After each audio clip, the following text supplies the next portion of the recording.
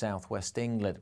The winds won't be as strong during tomorrow either, but staying fairly gusty with more rain to come across parts of Scotland as we head into Friday. And then look at this, the winds pick up and further bands of showers move in, and that's how we go into Friday, with bands of showers working from the southwest up to the northeast. Some bright spells in between, some sunshine, probably not too many showers for eastern England, so a drier day here compared to tomorrow, whereas for Wales and southwest England there will be more showers returning. It's going to be mild again though. Again, widely we're in the teens, so above average, and with a bit of sunshine in the south we could get up to 18 or 19 Celsius quite easily. It stays mild as well right through the weekend, probably into next week as well. Further showers this weekend, heavy ones on Sunday, but there will be some sunshine too.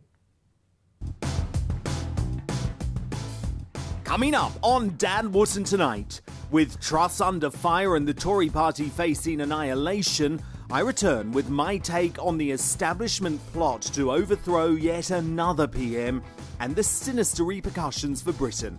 Joining me, an A-list squad of top newsmakers and commentators, including Nigel Farage, political firebrand Anne Widdecombe, and columnist extraordinaire Rod Liddell, plus my superstar panel, former Daily Star editor Dawn Neeson, entrepreneur and activist Adam Brooks, and broadcaster Ashley James will be on hand to break down the latest developments.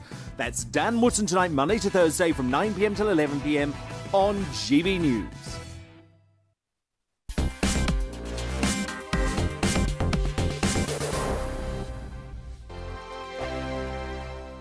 Weekday afternoons on GB News, we've got the whole of the UK covered. From 12 to 3, it's GB News Day with me, Mark Longhurst. And me, Gloria Di Piero. You'll get the very latest on everything that's been going on across our great nation. And from 3 till 6, watch out for GB News Live with me, Patrick Christys. I'm not here to mess around. With all the biggest topics and guests, you will always be up to date. GB News Day and GB News Live from 12 p.m. Only on GB News. The People's Channel, Britain's news channel. Hello there, it's Eamon Holmes here from Breakfast on GB News. We're not just on your television and your screens, you know. We're on DAB plus digital radio, so you can listen to your favourite shows on the move. If you've not yet listened to GB News Radio, it's very simple. We're on your radio player and TuneIn apps, on your smart speaker, phone or tablet, or online at gbnews.uk. Take us with you wherever you go. GB News Radio. You never have to miss a moment of the People's Channel. Join my show Farage, 7 p.m. till 8 p.m. Monday through Thursday. And there you will get opinion, analysis, debate, and I'll cover stories that nobody else dares to touch. You've been cancelled. Join the club. Oh my goodness me. And then for the last 15 minutes, talking pints. We're over a drink. We have a civilised conversation with someone. We very often disagree, but we do it in a grown-up way. Come and join me on Farage. Hello, I'm Simon Evans. Join me on GB News for Headliners at 11 p.m, where I'll be joined by two of the country's top comedians as we take a look at tomorrow's newspapers tonight.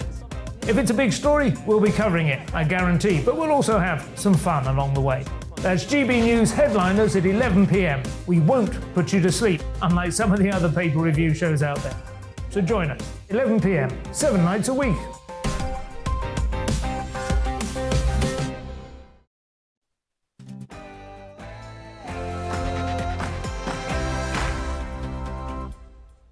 Hey, welcome along on tonight's Mark Steyn show. The Home Secretary has quit. Wait a minute, didn't we do this story last month? Hey, wait a minute. Now I think about it, didn't we do this story last month gag just 2 days ago? Why, yes, we did, because the Tory party has gotten so streamlined and efficient in its prime ministerial implosions that the chaos it took Boris Johnson's ministry 3 years to achieve, Liz Truss's ministry has now reached in just 3 weeks. What does this mean? Well, if you're keeping score, last month a Brexit Prime Minister was replaced by a Remainer Prime Minister. Last week, a Brexit Chancellor was replaced by a Remainer Chancellor. And today, a Brexit Home Secretary has been replaced by a Remainer Home Secretary. It's almost as if it's all going according to plan. But that's just conspiracy talk, isn't it, Klaus? Let's also be clear. The future is not just happening.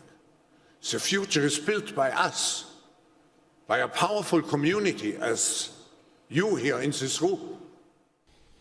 The future is built by them.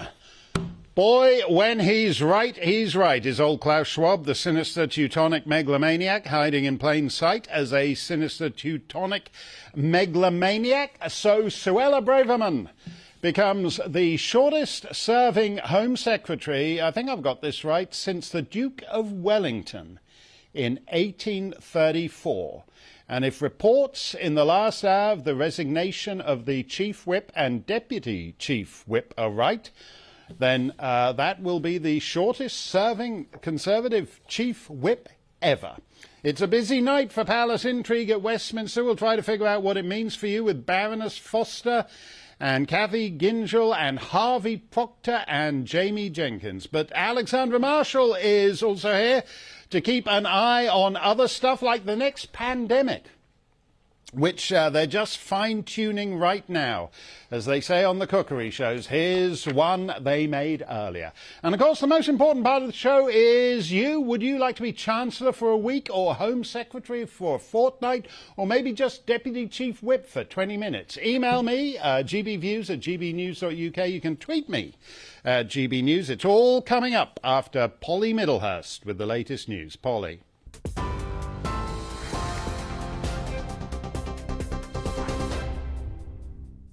Mark, thank you, and good evening to you. It certainly has been a tumultuous day in politics today.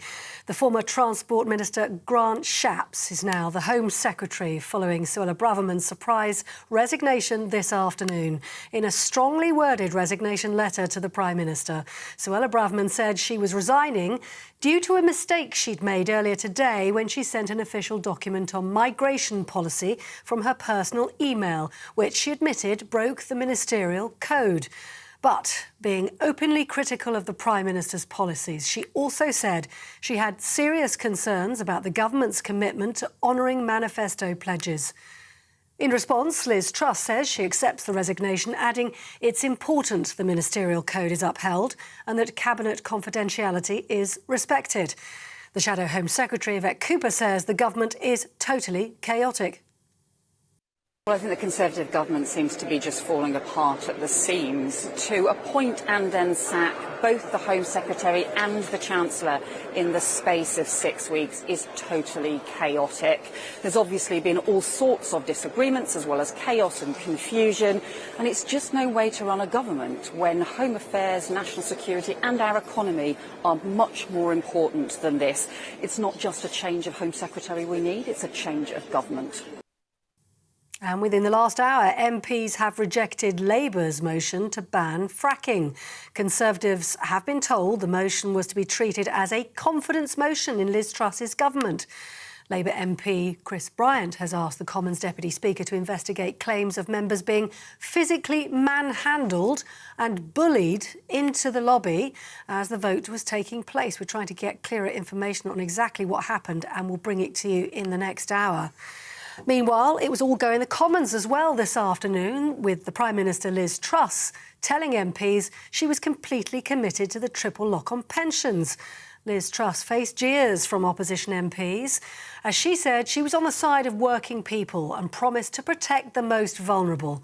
The Labour leader, Sir Keir Starmer, urged her to stand down, asking what was the point of a Prime Minister whose promises didn't even last a week. The only mandate she's ever had is from members opposite. It was a mandate built on fantasy economics and it ended in disaster. The country's got nothing to show for it except the destruction of the economy and the implosion of the Tory party. I've got the list here. 45p tax cut, gone. Corporation tax cut, gone. 20p tax cut, gone. 2-year energy freeze, gone. Tax-free shopping, gone. Economic credibility, gone. Well, that was politics for today, but our other main story on GB News today. The deaths of 45 newborn babies could have been prevented, according to an inquiry which found serious failings at one of England's largest NHS trusts. After reviewing more than 200 cases dating back to 2009, experts concluded that poor care at East Kent Hospital's NHS Trust contributed to the baby's deaths. Some newborns were left with brain damage. The chief executive of East Kent Hospitals, Tracy Fletcher, admitted mistakes were made and she apologised to the families affected. Charities are calling for benefits to be raised in line with inflation, which has returned to a 40-year high. Office for National Statistics figures show inflation rose 10.1% in September. That's up from 9.9% on the previous month. Higher food prices were responsible for the increase. You're up to date for now on TV, online and on DAB+ radio. You're with GB News, the People's Channel, where now it's time for Mark Steyn.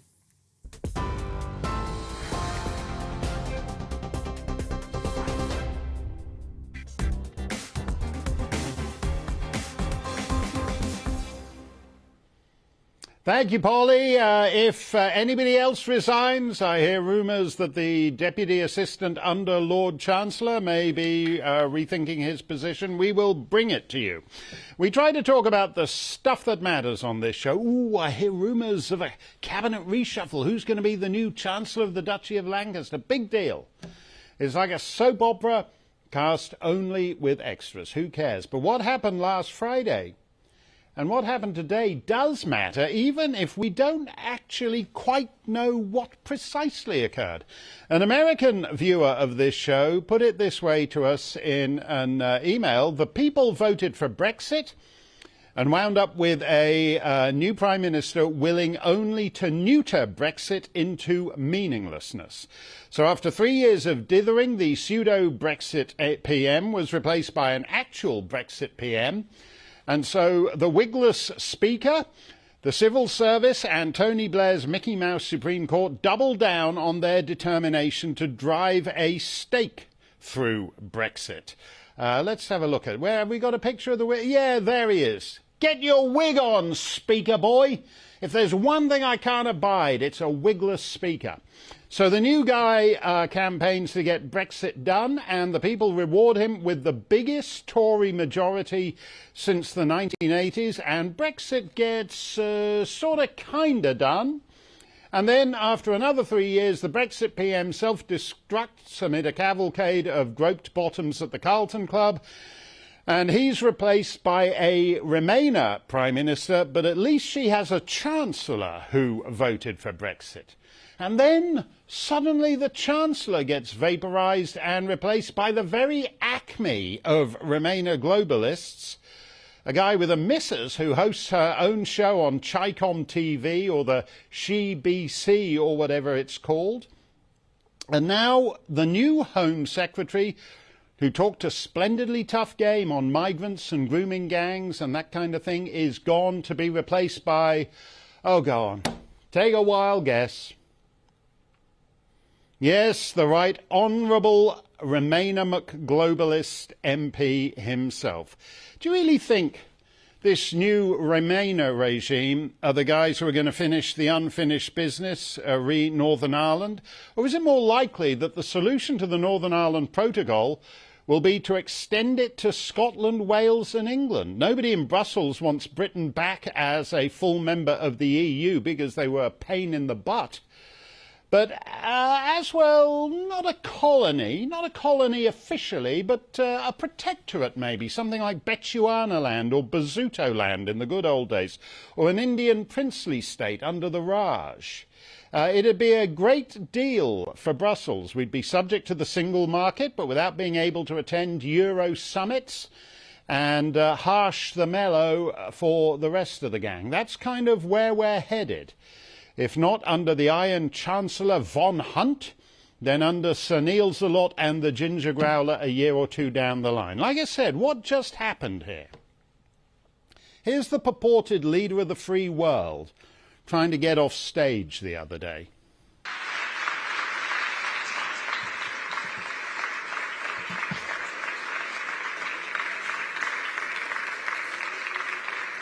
Mr. President, thank you. No serious person thinks that Joe Biden is running the United States. He spends half his time at home in Delaware and the rest sitting in the White House basement eating tapioca and watching reruns of Murder, She Wrote. What we don't know is who actually is running the United States government, which is an odd situation for a long-time constitutional republic to be in. 2 years after Joe Biden's emergence in the Oval Office, at the other end of the pantomime horse of the special relationship, it's a pantomime horse with two rear ends, but be that as it may, we too have a new leader. And after a month, no serious person believes that Liz Truss is running the United Kingdom. What we likewise don't know is who actually is running the joint. Let me know your suggestions, gbviews@gbnews.uk. Baroness Foster is, as the name suggests, a member of the House of Lords, but she was in the Commons Gallery for question time today. So, Jacqueline, you were a Liz Truss supporter. What the hell has happened this last week? Well, first of all, you touched on one of the key issues, which is Brexit. As you've said, we've looked at a couple of different people have come in. If we put Kwasi at one side, and obviously Suella, there was no alternative. Suella Braverman had to resign. She breached the ministerial code, so she wasn't sacked. She had to resign. There is no alternative there. And I was in Brussels for 15 years, well, 20 years, because I also worked for industry, and I supported Brexit. And our Secretary of State for Northern Ireland and the Ministers, Steve Baker and Chris Heaton-Harris, are also strong Brexiteers, along with James Cleverly, who is the Foreign Secretary and is also involved, obviously, in the Northern Ireland Protocol and taking this forward.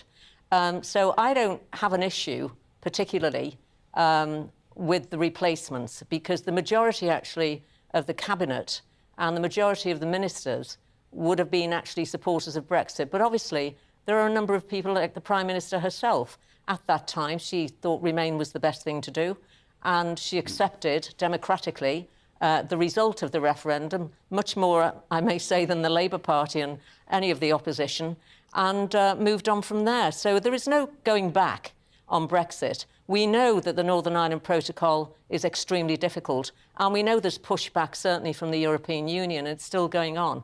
But we're determined as best we can, actually, to get this Northern Ireland bill through. And we know the Labour Party want to try and postpone it for 6 months and get it cracking. Let me just press you on that, though, because the replacement, let's take it as read that you're correct and that the Home Secretary had no choice but to exit the stage. Grant Shapps was organising with these spreadsheets of his that he likes to do every weekend against Liz Truss as recently as 3 days ago. Why is he the replacement? And just to be clear on this, just from a boringly constitutionally pedantic point of view on this, the King's First Minister is supposed to be the one who gets to appoint the cabinet. Are you fully confident that Liz Truss actually chose her current Chancellor and her current Home Secretary? Yes. There have been many more than Grant Shapps who have probably not been very pleased with the result of the election for the leadership.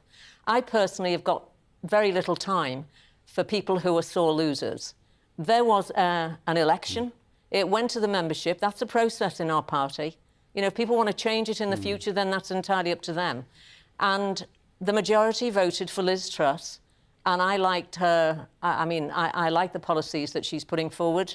And that's the end of that as far as I'm concerned. So people can keep plotting. They can keep doing what they like.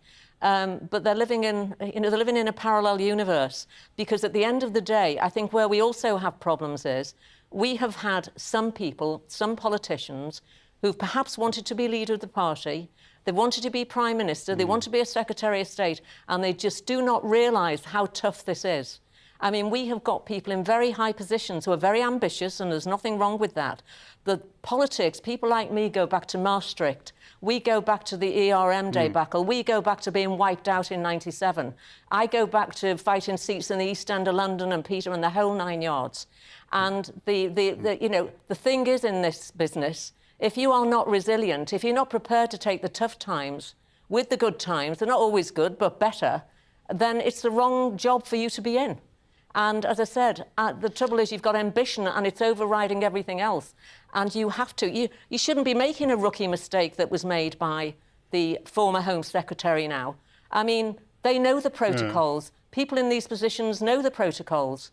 So, OK, she resigned and there was no alternative but for the Prime Minister to accept that resignation. A few further comments down the letter, couldn't quite get those, where she wasn't quite sure which direction it was going because, you know, if she hadn't had to resign over this, would she still be Home Secretary this evening?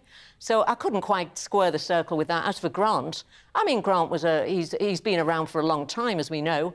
Prime Minister's decided to put him in the Home Office, and he's got a job on his hands. So I, for one, will be expecting these people to deliver it. Well, what is it exactly? Because you said just a couple of minutes ago that you were a supporter of Liz Truss's policies.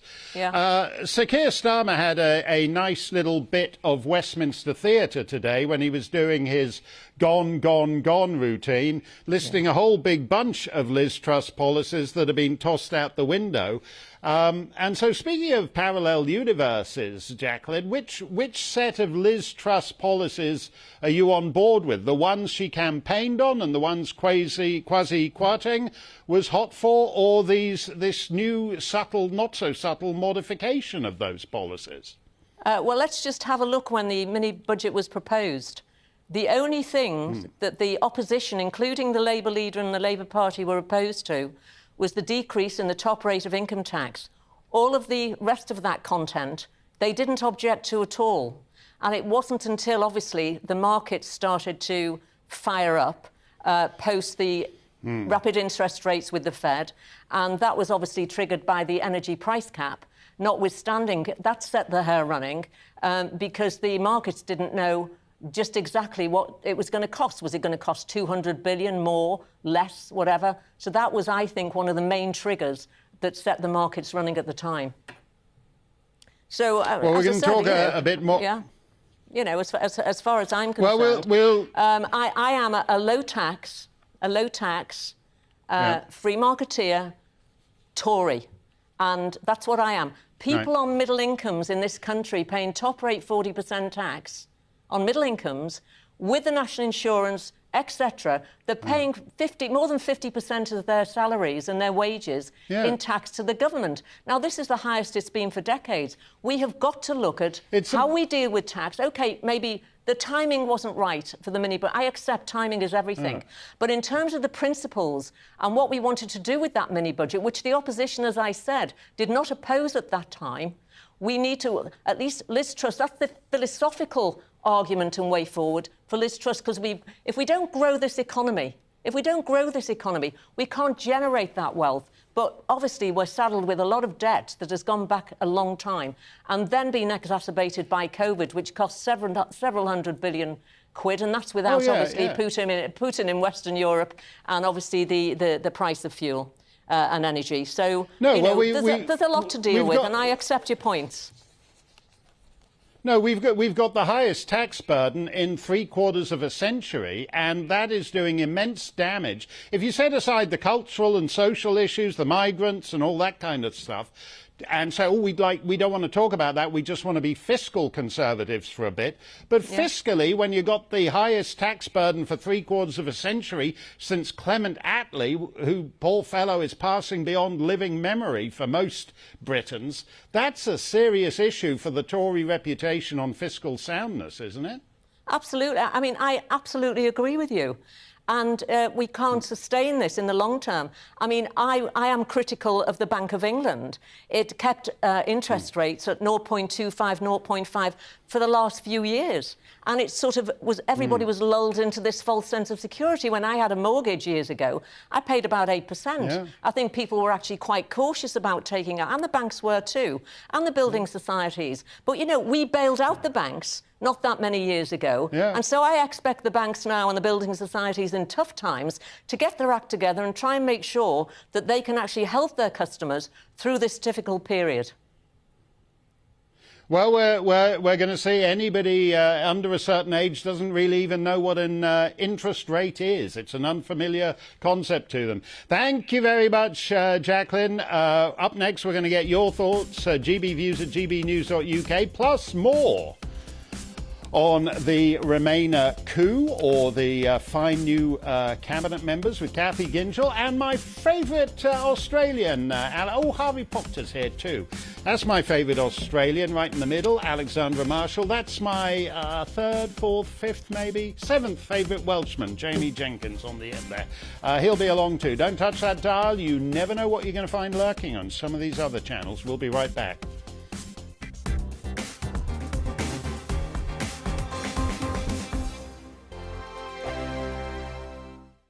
Weekday afternoons on GB News, we've got the whole of the UK covered. From 12 to 3, it's GB News Day with me, Mark Longhurst. And me, Gloria Di Piero. You'll get the very latest on everything that's been going on across our great nation. And from 3 till 6, watch out for GB News Live with me, Patrick Christys. I'm not here to mess around. With all the biggest topics and guests, you will always be up to date. GB News Day and GB News Live from 12 p.m. Only on GB News. The People's Channel, Britain's news channel. Hello there, it's Eamon Holmes here from Breakfast on GB News. We're not just on your television and your screens, you know. We're on DAB plus digital radio, so you can listen to your favourite shows on the move. If you've not yet listened to GB News Radio, it's very simple. We're on your radio player and tune-in apps, on your smart speaker, phone or tablet, or online at gbnews.uk. Take us with you wherever you go. GB News Radio. You never have to miss a moment of the People's Channel. Join my show Farage, 7 p.m. till 8 p.m. Monday through Thursday, and there you will get opinion, analysis, debate, and I'll cover stories that nobody else dares to touch. You've been cancelled. Join the club. Oh my goodness me. And then for the last 15 minutes, talking pints. We're over a drink. We have a civilised conversation with someone. We very often disagree, but we do it in a grown-up way. Come and join me on Farage. Hello, I'm Simon Evans. Join me on GB News for Headliners at 11 p.m, where I'll be joined by two of the country's top comedians as we take a look at tomorrow's newspapers tonight. If it's a big story, we'll be covering it, I guarantee, but we'll also have some fun along the way. That's GB News Headliners at 11 p.m. We won't put you to sleep, unlike some of the other paper review shows out there. So join us, 11 p.m, 7 nights a week.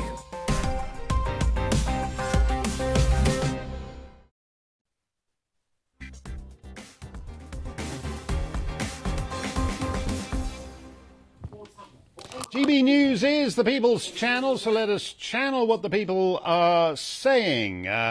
Barry says, oh no, I think let's start with Pablo. Pablo says, I think Suella Braverman decided to engineer a quick exit. Mark, that's very interesting. As you may have heard Lady Foster saying, her thing was that the Home Secretary had broken the rules, and so the Prime Minister had no choice but to remove her. This is a very technical and boring infringement. It's the sort of pseudo-ethics you get from a wholly lousy political environment. She supposedly sent an email with a government document from her personal email or something, which is the sort of thing you wanted to do if you did want to make a quick exit. So we don't know. We'll presumably hear more about that. She was at odds with Liz Truss over things like immigration, and she's been replaced by someone who will, I said yesterday, just not to self-quote, it's never very becoming, but yesterday I said if the Tories really wanted a shot at winning the next election, or at least not losing on a 1993 Canadian scale, they should act decisively, pull out of the European Court of Human Rights and end all these 1,000-a-night strapping young men landing on the southern shore. That can't happen now because the new Home Secretary is a fella who's all relaxed about 1,000 strapping young men landing on the southern shore every night. Barry says, Brexit got done, Mark. How can it be anything about Remainers when we've left? Remind me, whilst Brexit has made the British people poorer, removed freedoms and increased illegal immigration, what's good about Brexit exactly? Stephen says it's not a Remainer coup, it's a fifth-column globalist coup, a coup years in the making, by Blair and Cameron's replacement of common purpose agents in the civil service. There is no left or right. That's all an illusion. We're getting deep into the matrix here. Support for farmers, an unusual name. I think that's an old, is that an old Somerset name? Support for farmers says, I would honestly prefer Sir Neil Starmer and the Ginger Growler to Messrs Hunt and Shapps. It's the same old globalism, but with added corruption. Time for a united alternative. I'm just so sick of the Tories. Kathy Gintrell and Harvey Proctor join us. Kathy is the founder of The Conservative Woman, a website I read every morning, and so should you. And Harvey Proctor was a member of Parliament so long ago now. You may find this hard to credit, but it was back when Conservative Prime Ministers lasted for more than a month or 6 weeks or whatever, and indeed managed to survive for 11 years back in the good old days in the 1980s. Kathy, what do you make of the last few days? Well, the Conservative Party's death wish is wonderful to behold. I mean, it makes me think of the Revengers tragedy by, I think, was it Middleton? It wasn't Webster, it was the other one. And as everyone stabs each other, there's no one, finally, there's not one person left alive standing on the stage. So their time, Mr. Sunak, Ms. Mordaunt, Mr. Gove, your time's all coming. You won't be alive. You're walking towards electoral suicide. However many Brexiteers, or if they were Brexiteers, are ousted, it will make no difference. This is the third act and final act, in my view, of the Conservative Party, and it's time for any decent and sensible MP remaining, not just to resign a position in government, but to resign from the party and go independent. Churchill did it, other people can do it. It's the only hope for the country. It's dysfunctional, arrogant to its grassroots, entitled. There's nothing about it. It's a venal party now, regardless of what the Brexit, non-Brexit politics are. So although it's actually fun to watch all the backstabbers backstabbing each other, Harvey, Kathy seems to be saying that it would be better if they were actually just to drive a decisive knife through the party itself and take it to by-elections and allow some new right of centre party to emerge in the United Kingdom. How do you feel about that? I have not been a member of the Conservative Party since 1987. In those days, there was such a thing as consistency in government, and there was such a thing as principles. Policies flowed from principles. I think we should leave on one side the personalities and try and get back to true conservative values, principles, and policies that flow from those principles. That's what's lacking today. Another comment I have, in my day, you looked along the Conservative front bench and you saw heavyweight political characters. There are no heavyweight political characters on the Conservative and Unionist front bench. None. No. I agree with that, Kathy. I was a little shocked. I was at the Carlton Club a few weeks ago, and you always because I hadn't really sort of set foot there in a while. I always walk in expecting to see Willie Whitelaw and Nicholas Ridley walking around, and I have to say I share with Harvey a absolute loathing of the characters who are supposedly the heavyweights in the Tory party. Now, this is all a result of David Cameron over a decade ago deciding that he was going to pick candidates on the basis of how modish and how many identitarian boxes they checked, isn't it? Well, it goes back to the influence of Blair, who unfortunately far too many Tories, Conservatives in name only, thought was the best Conservative with sliced bread. No, he was the first globalist. He was the first technocrat MP, Prime Minister. With Brown, he expanded the state enormously. And of course, under Boris Johnson, who some people want to call back, that final huge expansion of the state's taken place under the COVID state, which no real Conservative could have ever allowed. Johnson was led by the nose and he led the country by the nose. In those 2 years, the state expanded by 24%. These aren't Conservatives. Harvey's right. It's not only just that they have no stature. Of course they have no stature, because they're technocrats, they're apparatchiks, and they're operating in their own interests, not the country's interests. And they couldn't tolerate this loose immigration, and that has only gone up under Johnson. Under the last 2 years, it's gone up exponentially again. So this is a pretense. There's so much pantomime going on about pretense of conservatism. These people aren't Conservatives. They're no longer Conservatives. There are a few decent ones left in the party, and I advise them to get out now and have some dignity. Well, that's right, isn't it, Harvey? We've had 12 years of this, and there's no social conservatism because the leaders, like Boris Johnson and David Cameron, regard social conservatism as rather boorish and vulgar.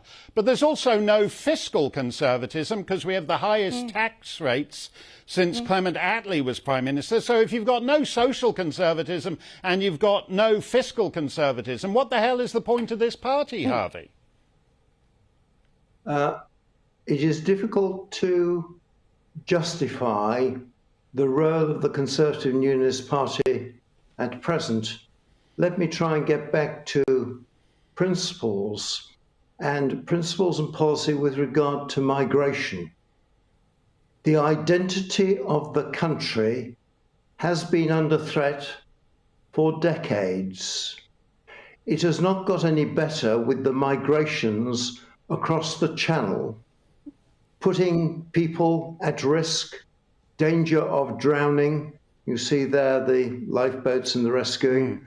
And that has got to be tackled. And I hope the change of Home Secretary is nothing to do with a policy of allowing more migrations into the United Kingdom. Had we not had unlimited migrations in the 50s and 60s, perhaps now we could be more generous, employing our historic role of being very welcoming to refugees around the world over centuries. We can't do that now because of what happened in the 60s, 70s and 80s. I tried to stop it at the time but couldn't. But now we must look very carefully at saying that there should be migrations into the United Kingdom for growth reasons. There should not be migrations into the United Kingdom for growth reasons. The numbers of homeless people in our big cities, in London and our big cities, it is incredible. And to say that you would allow people to come in when people are on the streets homeless and put them in hotels, quite nice hotels sometimes, when indigenous people are on the streets, it is sickening. It's absolutely sickening, Kathy. But when we look at that clip of the RNLI that Harvey just referred to, what we see is the absolute wholesale corruption and hollowing out of even the most respected institutions. For 2 centuries, these guys had a monopoly on rescue around the British Isles. They're actually sailing into perfectly calm, non-stormy French waters and ferrying these guys. So under the Tories, the Border Force, the Royal Navy, the RNLI, every institution in this country, every respected institution has been corrupted and now works for the other side. It's a sort of form of woke totalitarianism, and I think this really is what disturbs me about the current coup in the Conservative Party and why it's sort of got to end. It does reflect the same type of woke totalitarianism that Labour, in fact, represents. And again, it's all built on a myth. It's a sort of Ponzi scheme. It seems that Liz Truss, who at least did veer towards wanting a freer economy and a free market by her mini-budget, which was the right idea, is so desperate for growth. She won't face the facts in England that we don't need everybody coming in to run the health service if the health service wasn't run on a 3-day week. The average doctor works a 3-day week. That's why, it's one of the many reasons why, we keep on having to feed more and more people into the system, more and more housing, more and more... We did a blog on the Conservative Woman, so please look on immigration recently, and the impact of the numbers are phenomenal on services and housing. They're absolutely phenomenal. So it's a bad equation. It's a Ponzi scheme. Oh, you keep on paying. It's a ridiculous equation. And in fairness to the point Harvey was making, in the 50s and 60s, when at that point, whatever it was, the 1948 British Nationality Act made no distinction between British subjects in Scotland and British subjects in West Africa or on Pacific Islands. They could all, in theory, move all around to any part of the Commonwealth they wanted to go to. And now there's no excuse other than the fact that these people are just too weak-willed to actually stand up and solve the problems of the health service itself, Harvey. I mean, basically, there's no rationale for what the Tories are doing here. The country is in great danger. There is a lack of consistency. There is supreme changes. We've had a change of monarch. We've had changes in prime ministers. We've had 4 chancellors in a very short period of time. Now changes in home secretaries. There's no consistency, and it's consistency that allows our country to deal with the gravest threats. The country is threatened by inflation. It's threatened by migration. It's threatened by political instability. And I fear for our country at the present time. The Conservative Party... Well, that's a very profound thought. The Conservative Party is normally the party that you look to for financial consistency and solidity.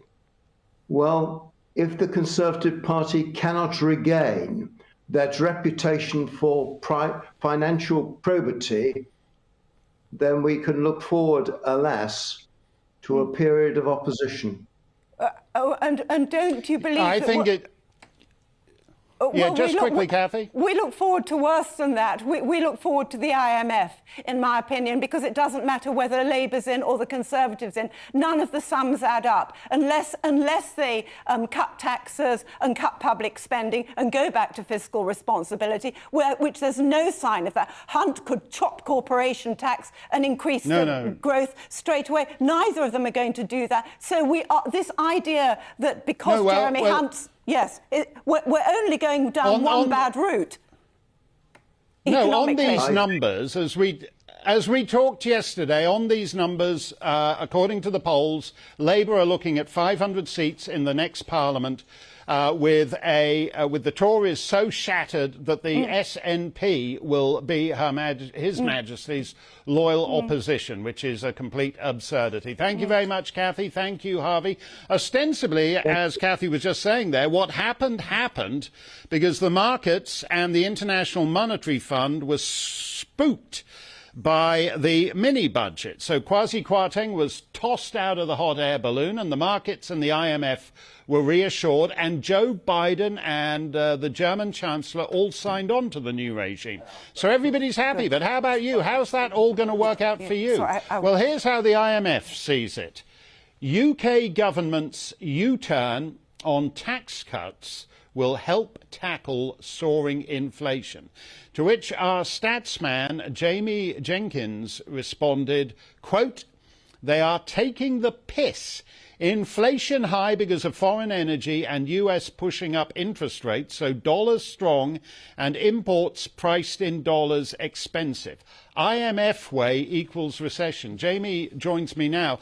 So, Jamie, you're basically saying that surrendering to the IMF, as the government did, is just going to make things worse for the average poor citizen of the UK.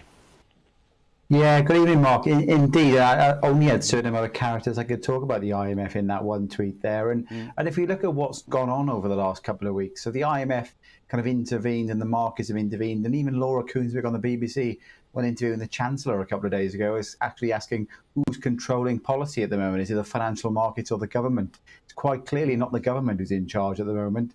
And if you look at the IMF there, the cost of the top rate tax, that was the first thing that's kind of spooked the media, Mark, in terms of this U-turn on the budget, where we're going to cut the top rate of tax from 45 pence to 40 pence. Most of the nations across the world don't have a 45 pence rate anyway.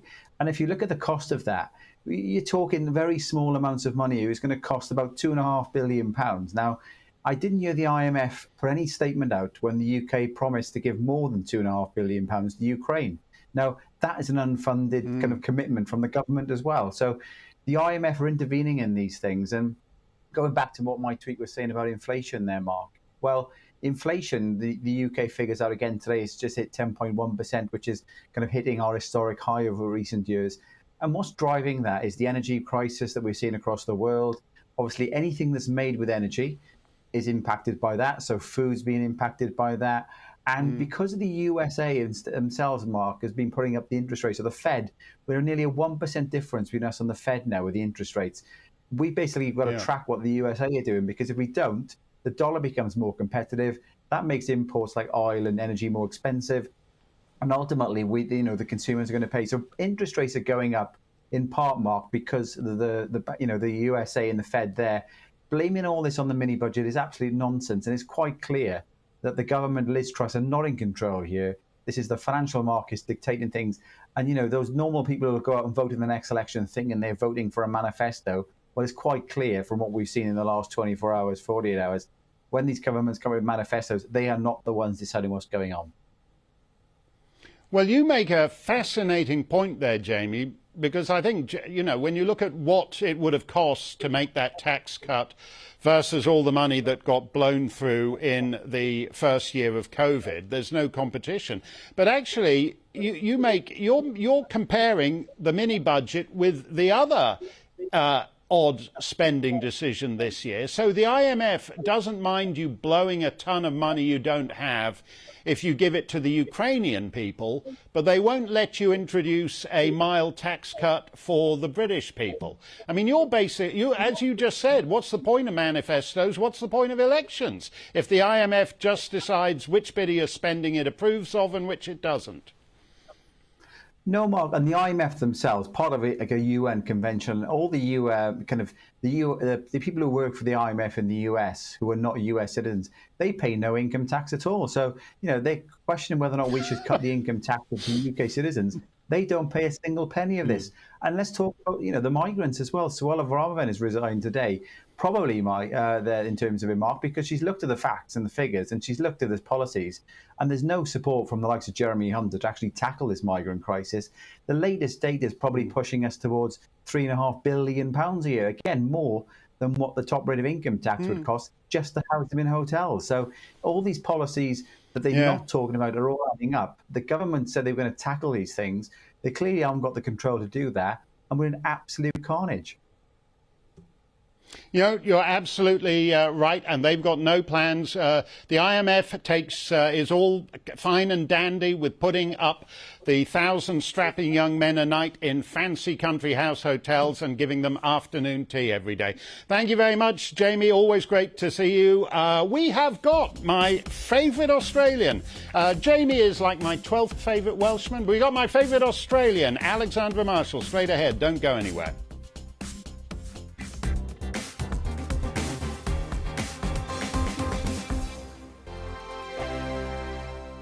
Weekday afternoons on GB News, we've got the whole of the UK covered. From 12 to 3, it's GB News Day with me, Mark Longhurst. And me, Gloria Di Piero. You'll get the very latest on everything that's been going on across our great nation. And from 3 till 6, watch out for GB News Live with me, Patrick Christys. I'm not here to mess around. With all the biggest topics and guests, you will always be up to date. GB News Day and GB News Live from 12 p.m. Only on GB News. The People's Channel, Britain's news channel.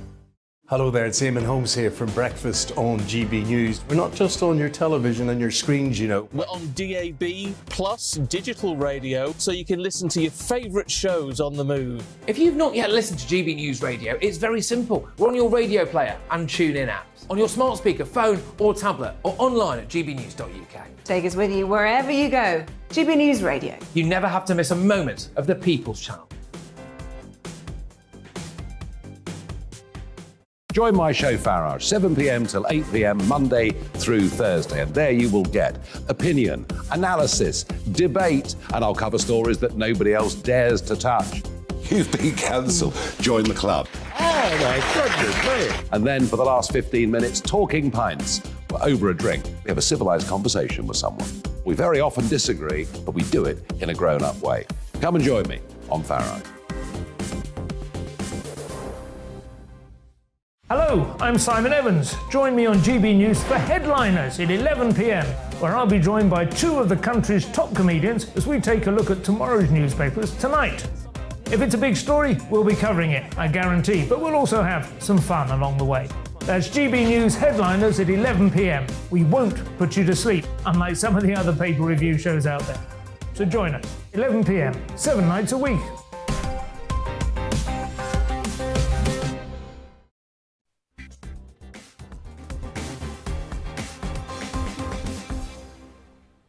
We generally report on this show stories counter to the COVID narrative, notably the thousands upon thousands injured and indeed killed by the vaccines, the strange phenomenon of SAD, sudden adult death syndrome. A 17-year-old congressman's daughter dies in her sleep. A 41-year-old rapper does a killer version of his big hit in Paris and then drops dead on stage. The variants of the variants of the variants of the COVID itself have dwindled down into something too benign to justify the totalitarian lockdowns, which is why even Radio 2's Jeremy Vine, winner of this year's BAFTA Award for Worst Acting, can no longer pull off the old pillow munching convincingly.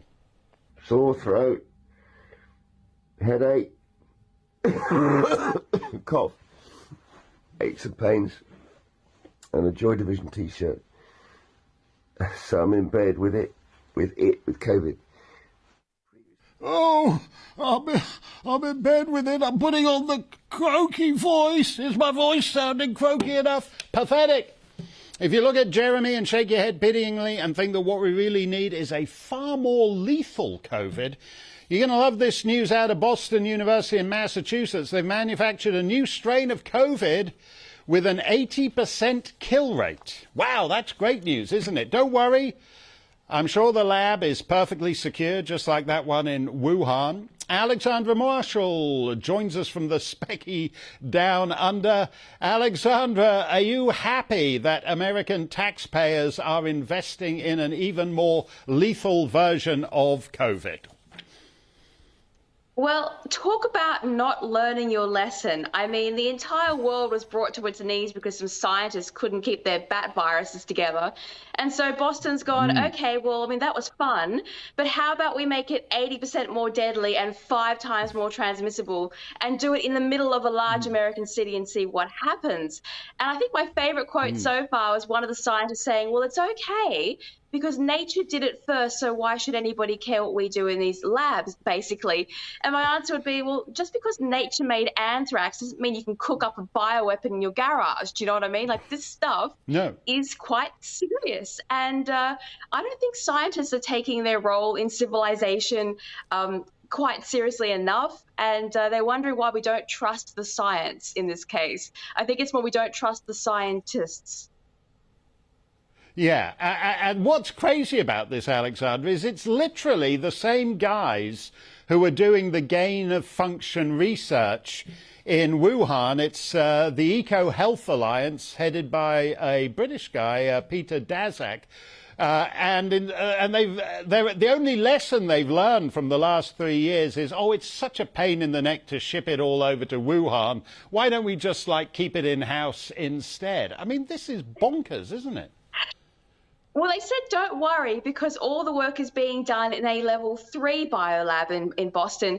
Well, okay, COVID snuck out of a level 4 viral lab. So, I mean, forgive me if I'm not filled with confidence with your security measures. But what was really worrying is when I researched this article was discovering just how many of these viruses they are playing with their gain of function research, in how many different labs around the world, and how little oversight there is. I mean, they are supposed to self-identify themselves to authorities and ask for external oversight. Well, that's just not quite good enough, considering how much the world has been destroyed by mucking around in a lab and crawling around in a bat cave. I think I'd like something a little more serious than some university kids and researchers doing what they feel like without much in the way of oversight. Yeah, when you follow the updates on the COVID thing, you do get the vague feeling that all these so-called public health experts are disappointed that the Omicron turned out just to be a big loser nothing of a variant, and they actually would like it to come roaring back. And so, I mean, it's faintly unnerving that they're eager for a more weaponized variant to appear. They called it the least deadly pandemic in history, and quite frankly it was. I mean, this was not the Black Death, it was not the sweating sickness, it was pretty much a slightly different version of influenza that went through. It was not the pandemic to end all pandemics, and suiciding our economy because of it was idiocy, and our politicians have learned nothing. And as we're watching in the UK, they're now trying to clean up their own economic mess that they created, but at the same time they've done absolutely nothing to make sure that the same biological issue happens again. So we've got technicians and researchers sticking bits of virus together to see how much more deadly they can make it, and then giving it to mice and being like, oh, well, the mice died. I mean, that's sad. And they publish the results as if they should be proud of that. It's like, stop playing with things, or go to Antarctica and Mars and do it there, okay? Don't do it in the city.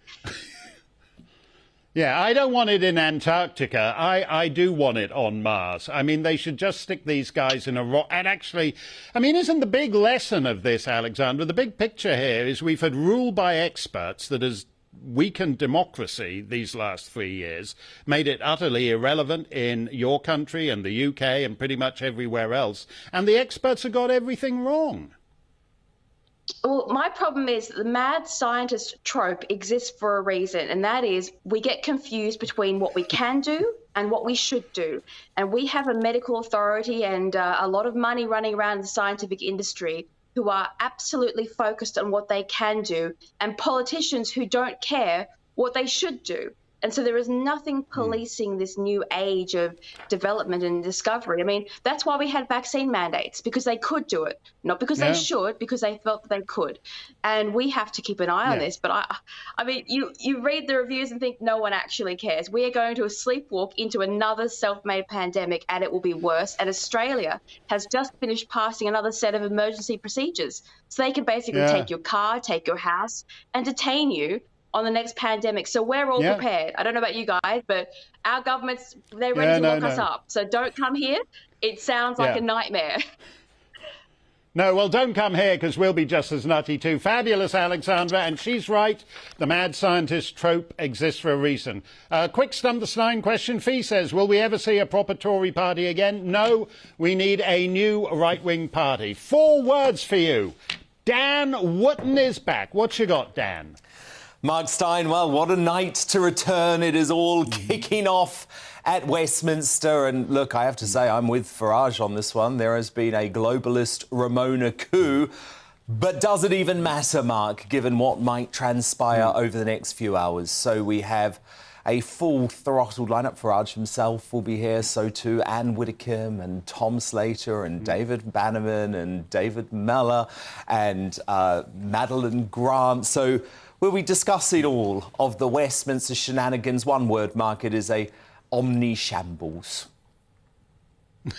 You sound like you're assembling a cabinet for the new Prime Ministership of Dan Wootton. That's what we need, folks. He's eligible and he should be PM. That's all coming up with Dan after the weather. Stay safe, stay free.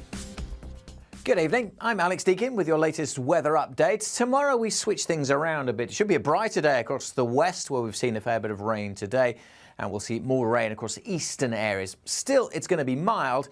Tomorrow, though, it won't be as windy as today. The isobars squeezing together. It's been very blustery across North and West Wales. Gusty winds too for Northern Ireland, where we've also seen some very heavy rain, and still further pulses of heavy rain to come tonight across Northern Ireland. May turn drier for a time before more rain spreads north. Same goes for northern parts of Wales. Further rain to come here, and that'll spread into northwest England and parts of southern Scotland by the morning time. Further south, it generally turns dry, but quite misty, quite murky, and very mild. Temperatures staying in double digits across the board. Fairly grey start then to come on Thursday morning. A lot of clouds, some misty conditions as well. Now, it should brighten up for Northern Ireland and Wales and southwest England, so a cheerier day compared to today. But notice further east, there will be outbreaks of rain across southeast England and East Anglia, at times across the Midlands too, and so we'll keep some rain across eastern Scotland. It is going to be another mild day, but it will feel cooler under that rain in the east, but feeling pretty pleasant across Wales and southwest England. The winds won't be as strong during tomorrow either, but staying fairly gusty, with more rain to come across parts of Scotland as we head into Friday. And then look at this, the winds pick up and further bands of showers move in, and that's how we go into Friday, with bands of showers working from the southwest up to the northeast. Some bright spells in between, some sunshine, probably not too many showers for eastern England, so a drier day here compared to tomorrow, whereas for Wales and southwest England there will be more showers returning. It's going to be mild again though. Again, widely we're in the teens, so above average, and with a bit of sunshine in the south, we could get up to 18 or 19 Celsius quite easily. It stays mild as well right through the weekend, probably into next week as well. Further showers this weekend, heavy ones on Sunday, but there will be some sunshine too.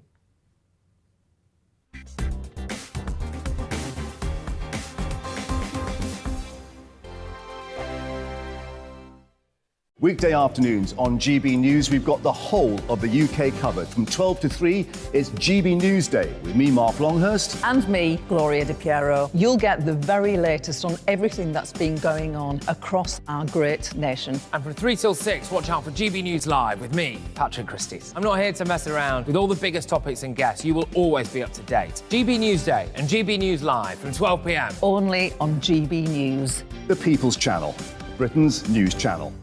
Hello there, it's Eamon Holmes here from Breakfast on GB News. We're not just on your television and your screens, you know. We're on DAB plus digital radio, so you can listen to your favourite shows on the move. If you've not yet listened to GB News Radio, it's very simple. We're on your radio player and TuneIn apps, on your smart speaker, phone or tablet, or online at gbnews.uk. Take us with you wherever you go. GB News Radio. You never have to miss a moment of the People's Channel. Join my show Farage, 7 p.m. till 8 p.m. Monday through Thursday, and there you will get opinion, analysis, debate, and I'll cover stories that nobody else dares to touch. You've been cancelled. Join the club. Oh my goodness me. And then for the last 15 minutes, talking pints. We're over a drink. We have a civilised conversation with someone. We very often disagree, but we do it in a grown-up way. Come and join me on Farage. Hello, I'm Simon Evans. Join me on GB News for Headliners at 11 p.m, where I'll be joined by two of the country's top comedians as we take a look at tomorrow's newspapers tonight. If it's a big story, we'll be covering it, I guarantee, but we'll also have some fun along the way. That's GB News Headliners at 11 p.m. We won't put you to sleep, unlike some of the other paper review shows out there. So join us, 11 p.m, 7 nights a week.